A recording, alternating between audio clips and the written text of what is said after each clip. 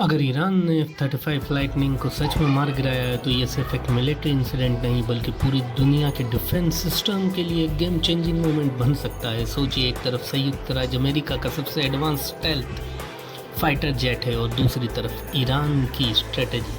अगर दोनों के बीच युद्ध जैसी स्थिति बनती है तो ये कॉन्फ्लिक्ट ग्लोबल लेवल पर इम्पैक्ट डाल सकता है।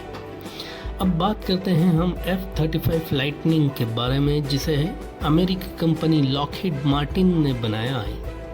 ये एक 5th जनरेशन स्टेल्थ फाइटर है जिसकी डिज़ाइन इतनी एडवांस्ड है कि रडार वेव्स इसके सरफेस से टकराकर अलग डायरेक्शन में रिफ्लेक्ट हो जाती हैं। इसके अलावा इस पर एक स्पेशल कोटिंग, जिसको हम स्टेल्थ पेंट भी कहते हैं, वो होती है जो रडार सिग्नल्स को एब्जॉर्ब कर लेती हैं।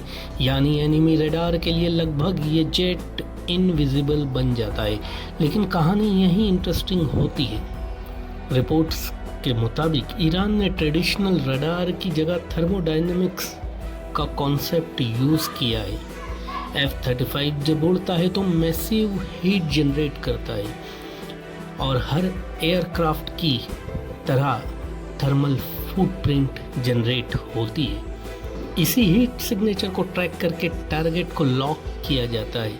अगर ये सच है तो इसका मतलब ये हुआ कि स्टेल्थ टेक्नोलॉजी का सबसे बड़ा वीकनेस पॉइंट अब एक्सपोज हो चुका है या हो सकता है।